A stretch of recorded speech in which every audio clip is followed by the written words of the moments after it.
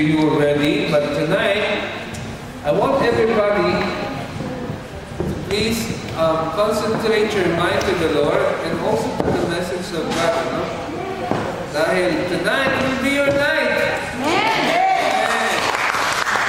My prayer, as I preach, if you have any needs, my prayer is the Lord is going to meet you at the point of your need. If you need healing, I pray for healing. Amen. If you need financial assistance, don't come to me. Hallelujah. I am believing that Jesus is going to provide for your needs. Amen. Amen. We have a powerful new covenant in this time. Alam nyo, napakaganda pa ng bagong tipan. Saan nag-umpisa ang bagong tipan, mga kaputet? Sino makakaalala? Saan nag-umpisa ang bagong tipan? I would like to submit to you, my dear friends, na ang bagong tipan ay nag-umpisa when the blood was shed on the cross. Matthew ay umpisa ng sulat ng bagong tipan. Diba? Ang last book ng lumang tipan ay Malakias o Malakaya.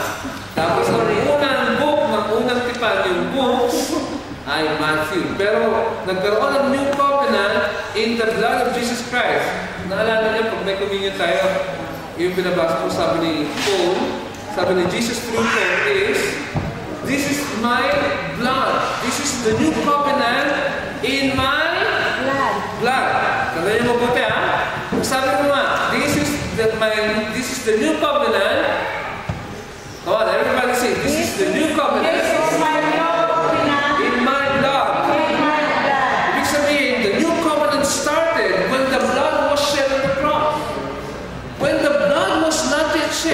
It was not yet new covenant.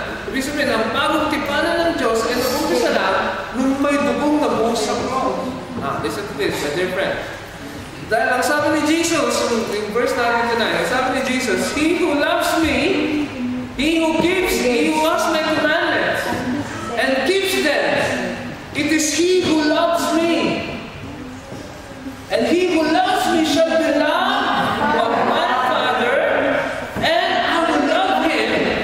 and I will make myself manifest to him. And I will manifest myself to him. Thank you.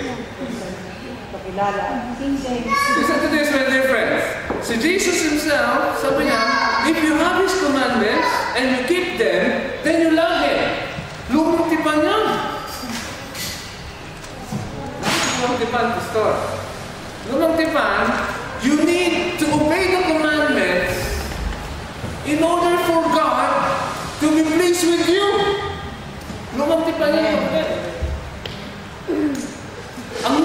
ang bagong tipan, God giving His only begotten Son even when you were sinners. Salamat sa isang amen. Thank you, sis. Hallelujah. Diba? Ang bagong tipan ay hindi na yung gagawa ka para natanggapin ng Diyos. Lumang tipan yan. Ang lumang tipan, sundin mo yung mga utos na ito. Kung hindi, papatayin kita. Yun. Ang hatol sa new covenant, may pinatay na. Nagtanong sa akin last week, sabi niya, Pastor, meron bang kaparusahan ang bawat kasalanan? Ang sagot ko, meron. Pero, merong iisang pinarusahan para sa kasalanan. Di ba ang sarap na balay tayo? Hindi ikaw yung pinarusahan, may namatay sa krus, pinarusahan, para ikaw'y makalaya sa kasalanan. Hallelujah! Di kayo masaya? Ako masaya. Kadara na, meron akong utang. Ang utang ko ay $7,000. Tapos dumating si Sister Glo. Sabi yung pastor, ako ang sasagot ng utang mo, babayaran ko lang. Alam mo, lulugda na. Lulugda! Sabi ko, hallelujah! Alam mo, nabayaran na yung kasalanan mo, hindi na ikaw ang magbabayad.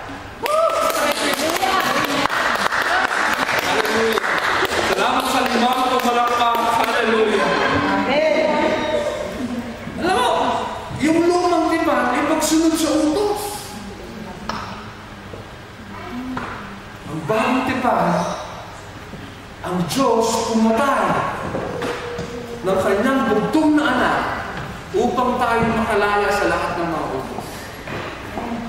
Ulitin ko, sabi ni Jesus, He who has my commandments and keeps them, it is He who loves me. He who loves me will be loved of my Father. And I will love Him, and I will make myself manifest to Him. I will manifest myself to Him. And sabi ko, we will be loved by the Father if we keep the commandments. That's old covenant. Basta ang new covenant? New covenant is God took the punishment for your sin. Alam ng Diyos that you cannot keep the commandments. Alam mo, dumating dito si Jesus sa earth, pinahirap na yung commandments. So, paano yung pinahirap? Sabi ng commandment, thou shalt not kill, you shall not kill.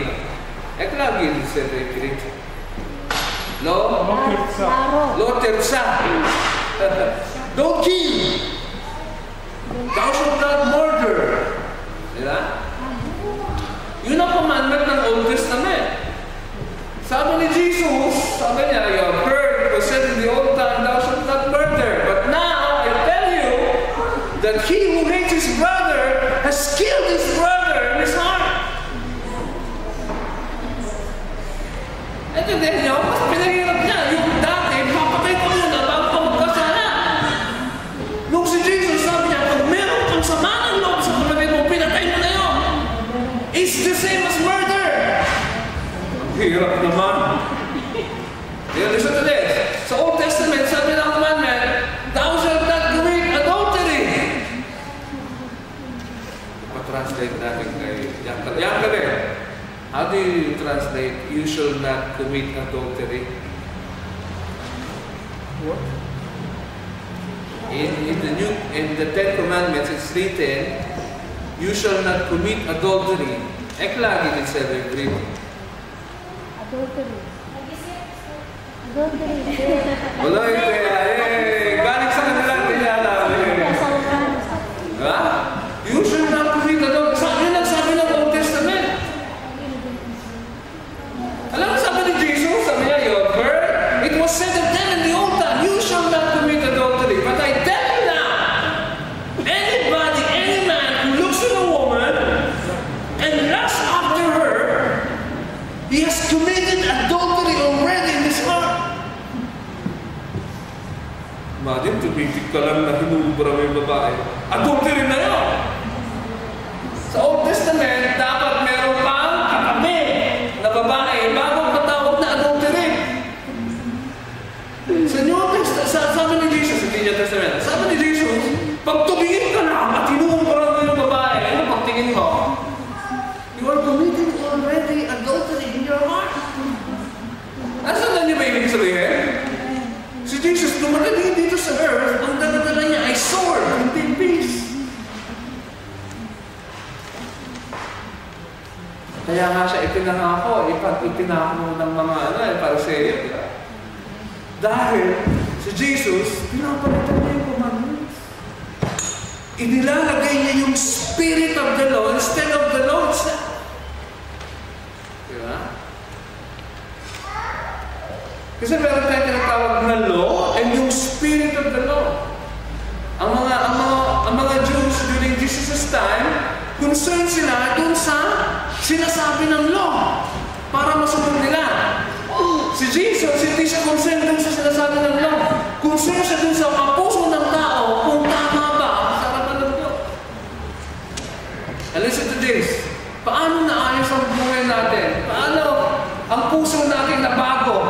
Paano nabago ng Diyos ang puso natin? When we believe in the shed blood of Jesus Christ. Alam mo, minsan, ang lalang-lalang na natin sa mga pinag-aaralan natin sa Bible, nakakalimutan natin, very basic yung mabuting balita.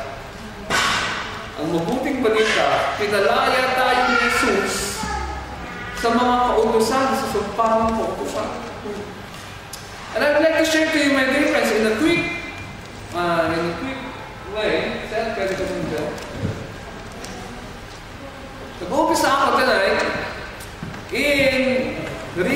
same verse. Ready na ba kayo? Shall we open our Bibles? John 14. Memorize na ba lahat? Yung mga iba, hindi nag-recite. Kaya everybody, come on, let's open our Bible. John 14, verse 21.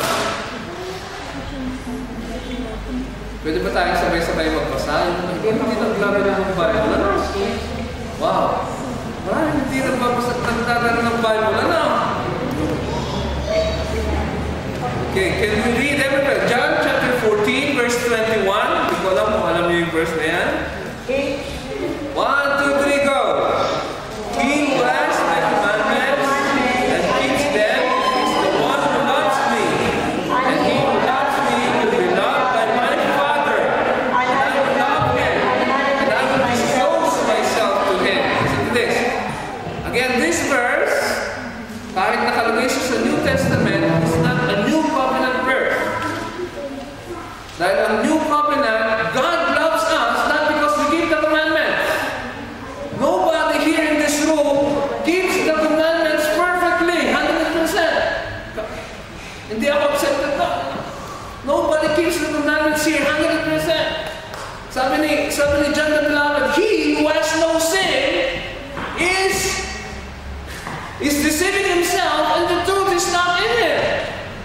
Pag sinasabi mo na wala kang kasalanan, sabi ni John the Beloved, ikaw daw ay sinungaling at niloloko mo ang sarili. Ginagawa mong sinungaling ng Diyos at niloloko mo yung sarili mo.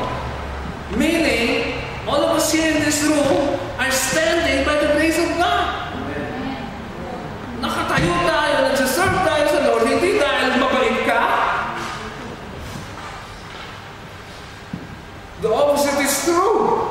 Hindi ka mabait. But because you can stand in the presence of God because the blood was shed on the cross. Amen. Huwag mo natin nakalimutan na hindi sa kagagawan mo, kaya ka tinatanggap ng Father. Hindi dahil inuubay mo yung commandments. On the contrary, you are not obeying the commandments. None of us here keeps the commandments all the time. Alam mo, isa sa mga commandment ni Jesus, ito hindi uli New Testament, is be ye therefore perfect, even as your heavenly Father in heaven is perfect. You know, dito perfecto na pagkataas ang kamay. Kung kayo perfecto na, mauna na kayo sa langit, hintayin nyo na kami doon. Ay, bababa ko kayo dahil na kayo dito. Walang perfecto.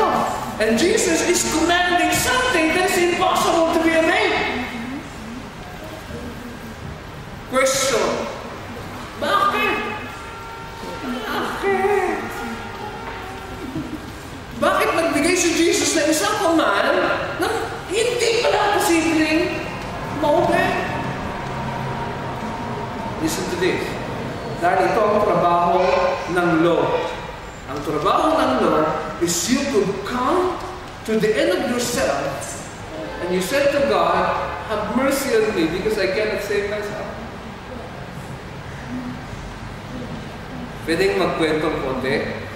Can you give me a time to give you a story? Amen. Ito ay hindi totoo. Nasa Imagine, na si Pastor Alan ay pumunta ng langit, nasa gate ng langit, at nandun si San Pedro na walang manok. Ang mga nasa manok ni San Pedro. Si San Pedro walang manok. Well, tingnan si Pastor Alan, sabi ni Pedro, Alan, sabihin mo sa akin, bakit kita papasukin? Kailangan magkaroon pa ng at least 100% para ka makapasok. Kaya sabi ni Pastor Alan ay, St. Peter, mahal na mahal po ang asawa ko. Sabi ni St. Peter, okay, you have half point doon. Siguro ito half point. Now, nagpipreach ako sa Tel Aviv at Jerusalem. Okay, another half point. Kaya meron pa ng 1 point. Fail pa lang pag-attend. Pag-preach sa Jerusalem. Another half point. 1.5 point ka na.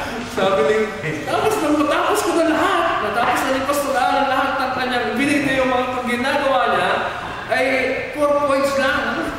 Na-earn niya.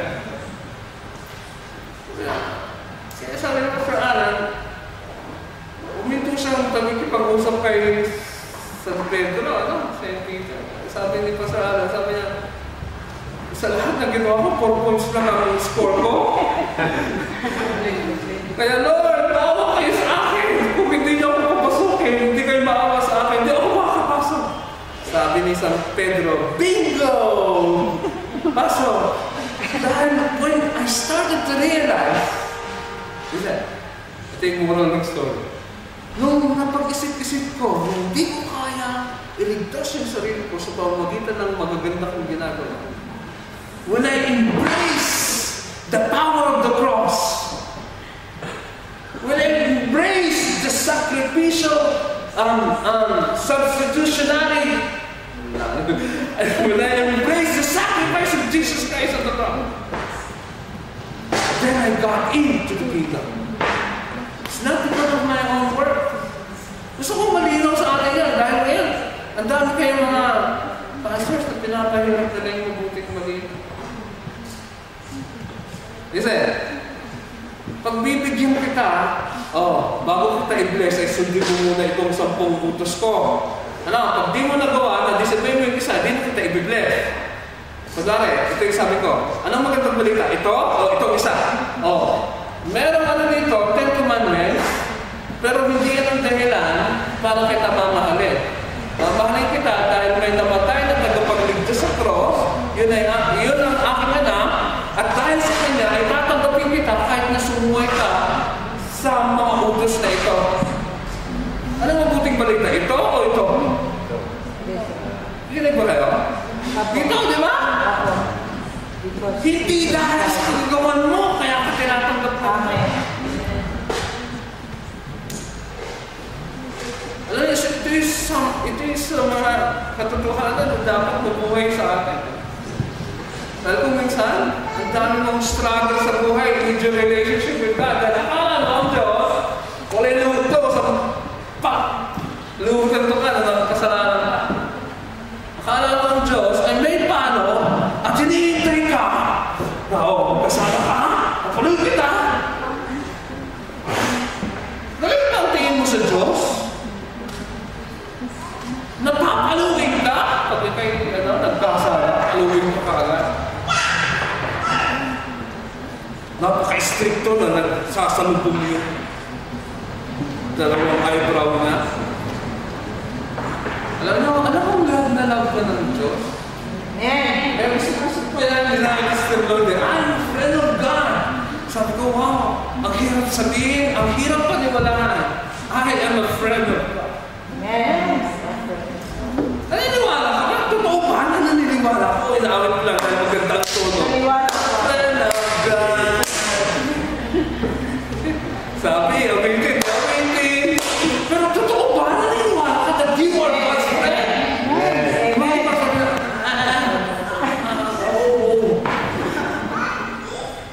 Hindi totoo sa kanila yung isa. Bakit? Walang revelation ng Father's love.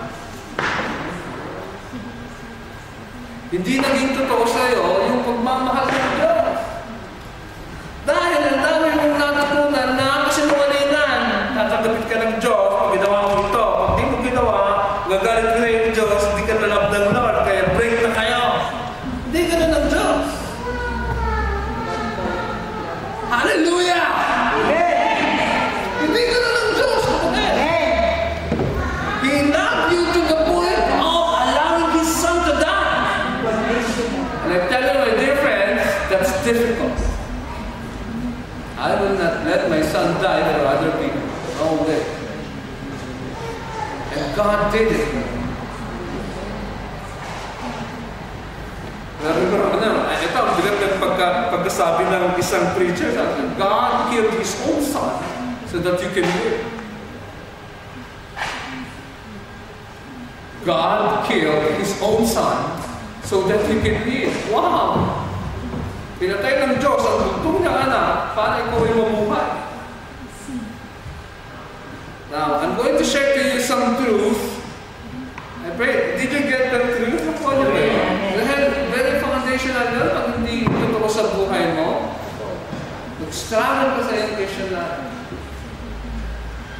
And with me, I'm sharing it to you because my testimony is, ano pa? Sabi ko doon, isa sa mga struggle ko in my Christian life is prayer. At hallelujah, ako'y nakalaya na sa prayer. Because I received God's revelation that God loves me. Maging sino man ako. Di ba? Dati doon, nung ako'y nag-work pa, I always pray.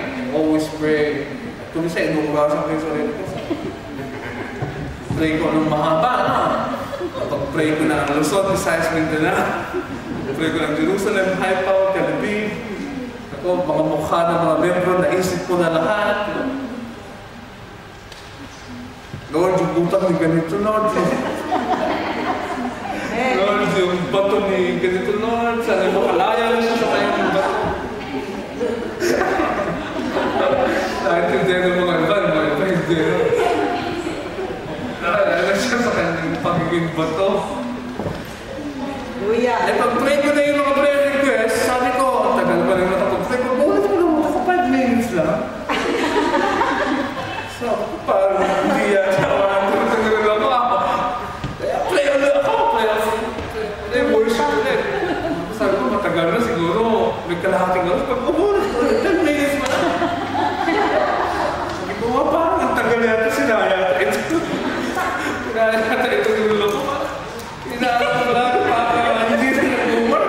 kailangan palitan na ng baterya. Hindi, wala pa lang baterya ito. Automatic pala ito. Sabi ko, bakit hindi umaanda? And I've been struggling with that prayer na. At sabi ko, schedule ko nga, 1 hour. Hindi ko matapos yung Hallelujah. Daanin na lang natin sa awit. Sabi ko, kaya awitan ko ako. Daanin na lang na awit. Feeling ko na awit na lang. Sabi ko, bakit 15 minutes na lang? Sabi ko, sira na lang ito yung relo ko. Ang sinisisi ko yung relo. And, ang feeling ko, I'm so guilty. Hindi ako nakapag-pray, hindi ako nakapagpasa ng bago.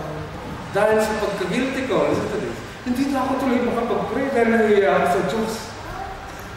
Dahil may mga kasalanan lang ko eh. May pastor pa ako, na? Nag-guilty ako, hindi ako makalapit sa Diyos. Wala, nakakaya. And listen to this. Yung struggle ng prayer, nakalala ako when I understood that God loves. Ang ganda pala mag-pray na nag-pray ka dahil mahal mo ang Lord. Hindi dahil kay pastor. Hindi dahil obligasyon, sabi ng cluster leader, mag-pray ka, mag-pray. Hindi dahil tinutulak ka. Ang sarap palang mag-serve sa Lord. Na nag-pray ka, na hindi mo inuurasan ng sarili mo, 5 minutes, 15 minutes. Ang sarap palang mag-serve na Lord, na malaya ka. Lumapit sa Diyos anytime. Amen. Salamat sa tatlong amen. Hallelujah. Ang mabait mo talaga. Dahil hindi ibig sabihin na hindi ka na kailangan ipampa. At sabi ko sa sarili ko, listen to this, pag wala akong revelation ng Father's love, ng Father heart of God, palagi ko, hindi ko kaya itong ginagawa ko. I'm teaching twice a Tel Aviv. Tapos mag-preach pa ako dito. I-try niyong gawin. Magbiyahe kayo. Mag-preach kayo ng 2 beses. 2 hours, 2 full hours. Tapos biyahe kayo pabalik at mag-preach kayo dito. Tignan po kung meron kayong powa. At sabi ko, naintindihan ko pag tuloy-tuloy pala yung flow ng love ng Father through your life. Hindi ka pala natutuyuan. Amen. Hallelujah. Pag wala palang nakabara, pag malaya palang dumadaloy sa iyo yung Espiritu ng Diyos, hindi pala mabigat ng minister. Hindi pala mahirap mag-preach. Hindi pala maghirap mag-put. Meron ka pala nagbibigay na meron ka pala na ibibigay pag nagpo-flow palagi yung love ng God. I'm going to admit you to, this truth na, hindi ako dati ganito. Ang concentration ko yung sermon ko. Paano ko kaya may share ng tama? Point 1, point 2, point 3. Dapat maganda ang aking introduction at conclusion para kung makukuha ng mga tao. Yun ang nasa utak ko dati. Hindi yung nakakakain ba yung mga tao? Nakaka-receive ba sila ng life from God, from the Holy Spirit? Nakakapag-transfer ba ako ng life o mental level lang tinatouch? And these are two different things. Listen to this, my dear friend. I'm going to close with my PowerPoint para hindi sayang yung aking pinrepare. Dahil yung nakarang 2 weeks, hindi ko nabuksan eh. Ito na naman, hindi ko na naman mabubuksan, kaya tuloy-tuloy na. Kaya tapusin natin ito. God's original intention for mankind is God made people for His own pleasure. Yung mga verses ko na, you created all things and by your will, they exist and were created, sabi ng Revelation 4:11. Na nakakalaw daw ng Diyos to take pleasure from you. Yeah? Because He was so happy. Diba naalala niyo yung pagkasabi ng God? Evening, and God saw everything that He made, and it was good. It was very good. Ibig sabihin, nung nilikha ka ng Diyos, sabi niya, very good. Hindi mo nga sa tabi mo, nung nilikha ka ng Diyos, sabi ng Diyos, very good. Di ba? Yung mga iba, pagka lumabas yung anak nila, ay, hindi ko kamukha, tatay niya.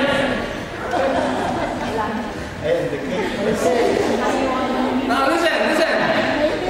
God is pleased when He created you. Alam mo, ang sabi ng mga anak, may nagtanong sa akin minsan, gusto, tayo ba sa lahat sa langit ay tayo matatangkad na tao sa ginawa? Sabi ko, hindi! Napaano, kasi mamon siya.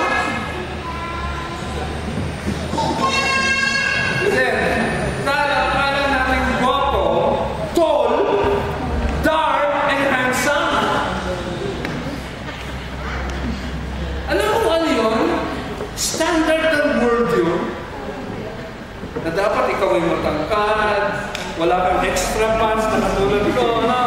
Dapat slim, no? Tapos may muscle, no? Tall, muskulado, tamos ang ilong, no? Kaya, oo, tama ka na. Kaya marami kang nagpaparepair eh. Ginaapahan ng ginadaan. Totoo yun. Nakakala natin, tinuruan tayo ng media na ang maganda ay matangkad. Ang maganda ay maputi, kaya lahat ang papaputi. Kaya walang pumunta sa swimming dahil ayaw umiti.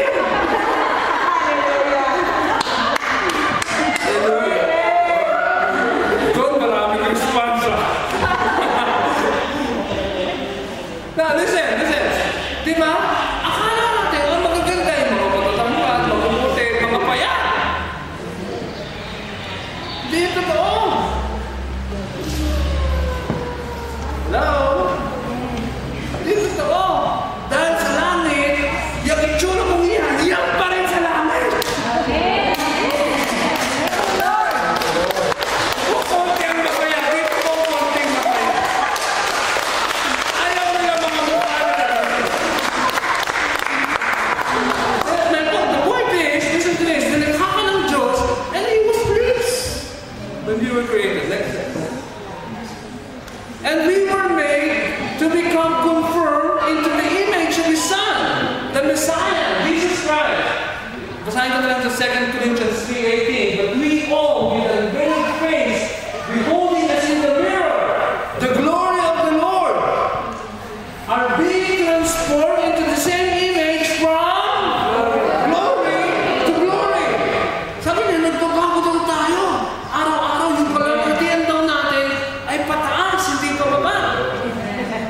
Ano yung pagbabakos? Listen to this, dear friends. Nag-iiba ka daw. Ngayon, pag nag-iiba ka, ibig sabihin nun, hindi ibig sabihin na gumagwapo ka sa labas. O gumaganda ka. Ang ibig sabihin nun ay nagbabago yung puso mo. Amen. Now listen to this. More than anything else, my dear friends, God looks into the heart. Not only outward appearance. Being changed from glory to glory, just as by the Spirit of the Lord. It's for some reason. God's original intention why He created us is so that we can enjoy the unity of the Trinity. Ito ang prayer of Jesus in John 17, verse 25. Oh, righteous Father, the world has not known you, but I have known you. And this, the disciples have known you, have known that you sent me. And I have declared to them your name, and I will declare it, and the love with which you love me may be in them. Let me tell you the last prayer. The love that you have, the love with which you love me, may be in them, and I in them. I-replace ko para maintindihan, madaling intindihan. This is the truth. God loves you as much as He loves Jesus Christ. Salamat sa isang amen. Salamat ako sa isang amen. God loves you just as He loved His Son, Jesus Christ. Kung paano mahal ng Father sa kanyang bugtong na anak, ganun ka niya kamahal.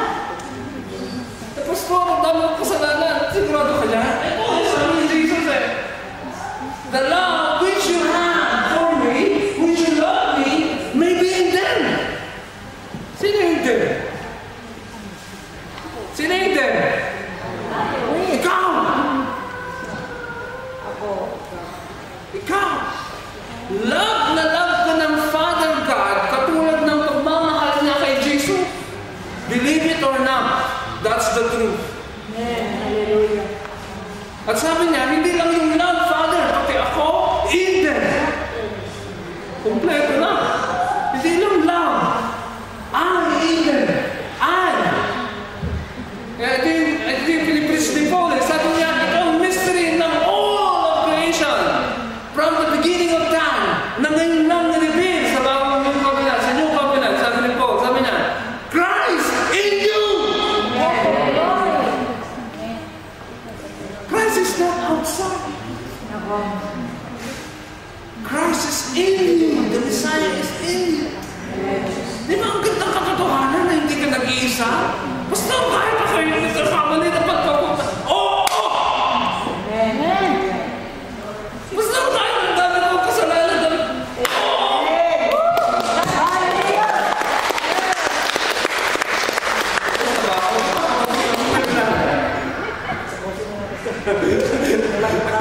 That's what it means to me.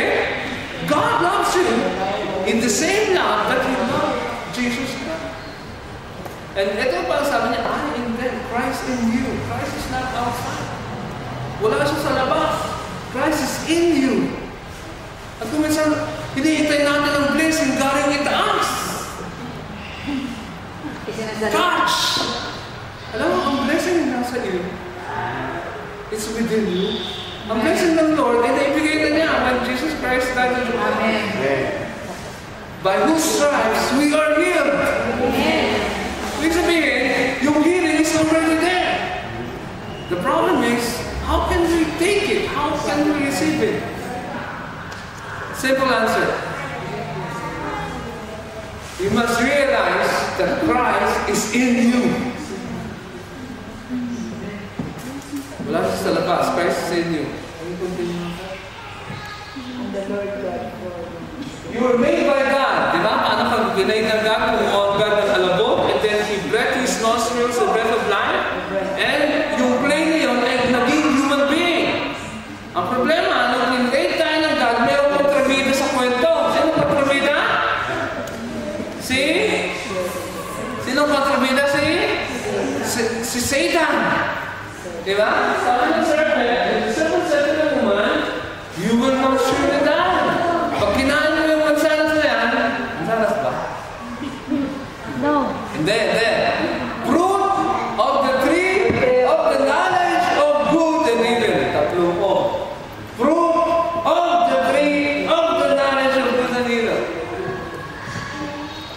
nagsasabi na fig tree daw dahil nung naging hubad daw si Adam, nagtayo siya ng fig leaves.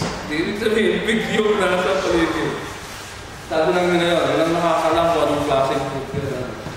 Ang sabi niya, sabi ni Serpent, hindi ka mamamatay. Sabi niya, ayaw pa ng Diyos kumain niya, ng pinagbabawal na prutas na yan, dahil kung kumain ka, your eyes will be open, and you will know, you will be like God, katulad mo ang Diyos. You will be like God, knowing good and evil. I submit to you, my dear friends, God doesn't know evil. God is good. He doesn't know evil. Eh, huwag mo sasabihin pag kayo natutokso, sabi ni Paul, na tinutokso ako ng Diyos. No, God doesn't tempt any man. Diba? Hindi Diyos ang natutokso sa'yo. Ang sabi ni James, ang tukso, huwag mo awitan ng layuan mo ako. Ang sabi ni James, ang tukso ay galing sa iyo. Meron kang pagnanasang mali, kaya tuloy na tutukso, may pagnanasa kang mali. Nanggagaling sa iyo, hindi yung galing sa Diyos, na Diyos ang tutukso sa iyo. God is not the source of evil. Kaya, sino nga nagsisita? Sabi niya, kay Eve, magiging pag kinain mo yan, magiging tulad ka ng Diyos. Ano siya magiging tulad ng Diyos? Una, you will not surely die. Namatay nga eh, mamamatay ka nga eh, dahil ikaw ay sumuhay, di ba? Sabi ito pa isa. Sabi niya, magiging tulad ka ng Diyos, malalaman mo ang good at kaya, ang good lang sinabi niya, tama. Kaya lang, hindi evil. God doesn't know evil. Hindi niya alam gumawa ng masama. Ang alam niyang gawin ay mabuti. Meron ka illustration minsan ng prayer meeting namin na ganito. Ang daming tao, pagka mayroong trahedya, ang sinisisi ay Diyos. Ano ba yun?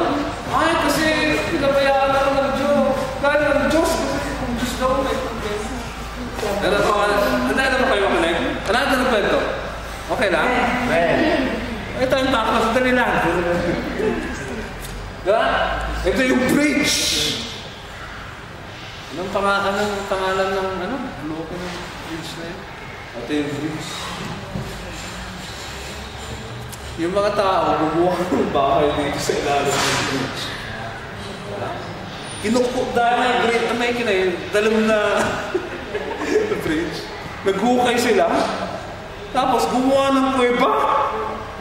At pinasok pa para maging bahay. Ginawang bahay. Walang bahay eh. Kaya doon tumira sa sa ilalim ng tulay. Ang sabi ng isang mga awit ay hindi niya matawag na bahay. Dahil ilalim ng tulay. Ay, alam ko gano'n. Sa ilalim ng tulay, may gumawa ng bahay. Umulan sa Pilipinas. Umulan ng umulan. Manlupay tanong. Umulan ng umulan. Maraming tubig. Di pumasok yung tubig. At nagiba. Natabunan, may mga namatay. Sabi ng mga iba, hinayaan ng Diyos. Alam mo, I submit to you, my dear friends, na maraming bagay dito sa earth. Nakagagawa ng tao.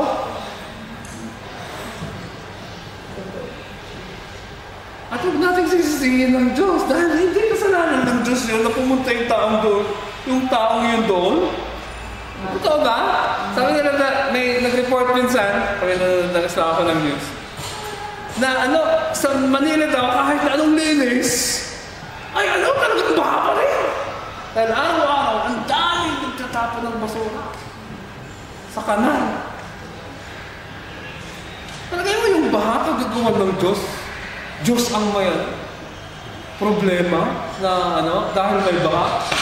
I submit this to you, my dear friends. May mga nagtatapon ng basura, kaya may mahina yung ating drainage system, kaya may hindi nabara, di ba? Dahil, hindi dahil sa Diyos.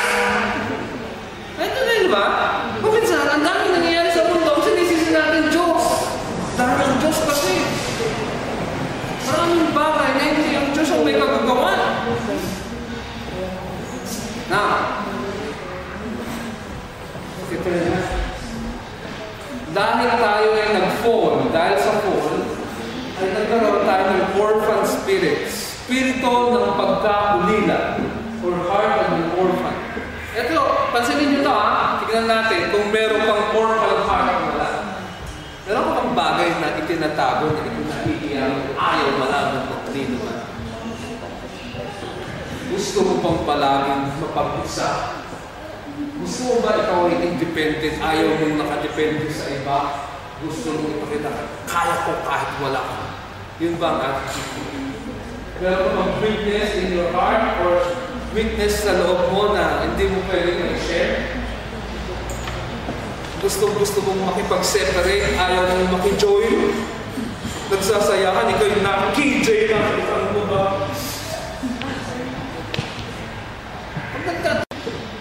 And weep with those who weep. Huwag kang tatago.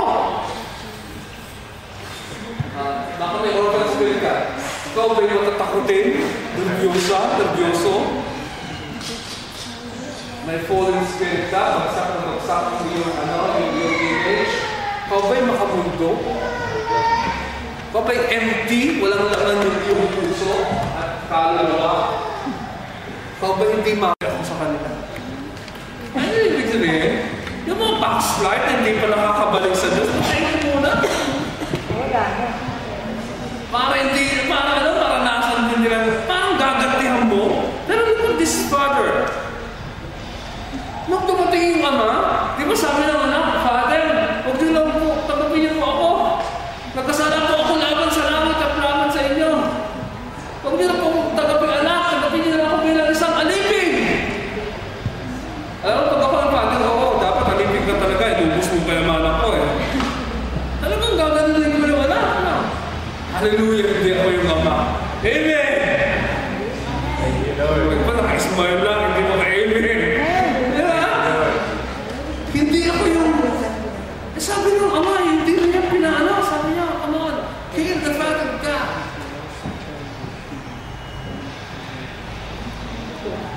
Ganda na mag-share ako. Ang fatted calf ay naka-reserve para sa mga haring pumapasyal sa ilang bibo. Pinapataba yung bakong yan para pag dumating ang king, maihahanda sa king.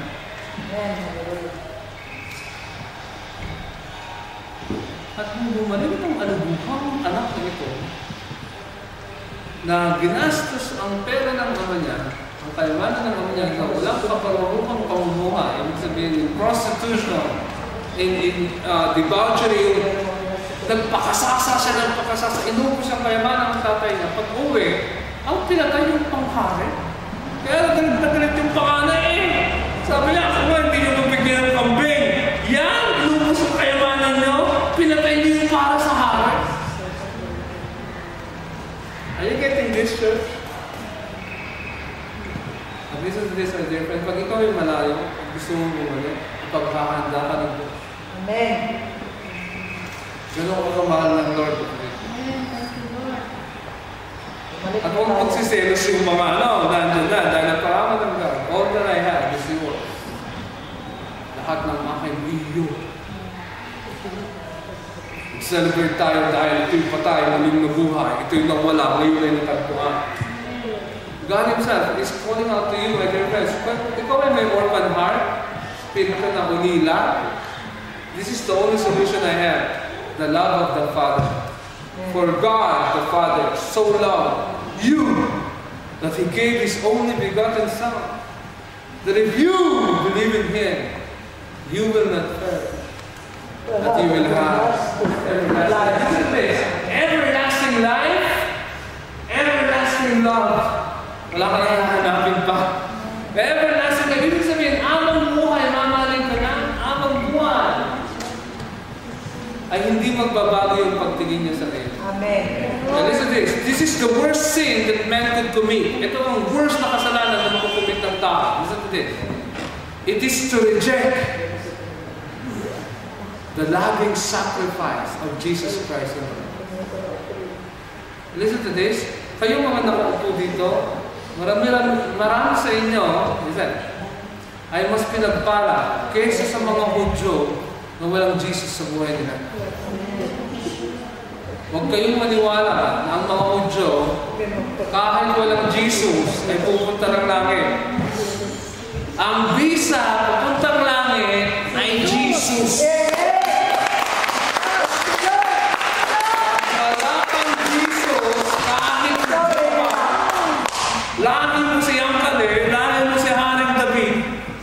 Galing ka pa sa tribe ng Judah, pag wala kang Jesus, impyerno ka. I know that there are tayo ng Lord for a purpose here. God is setting our hearts on fire so that we could shine as lights in this Israel, so that we could show the love of the Father and the grace of our Lord Jesus Christ and the fellowship of the Holy Spirit with us. God bless you. Amen.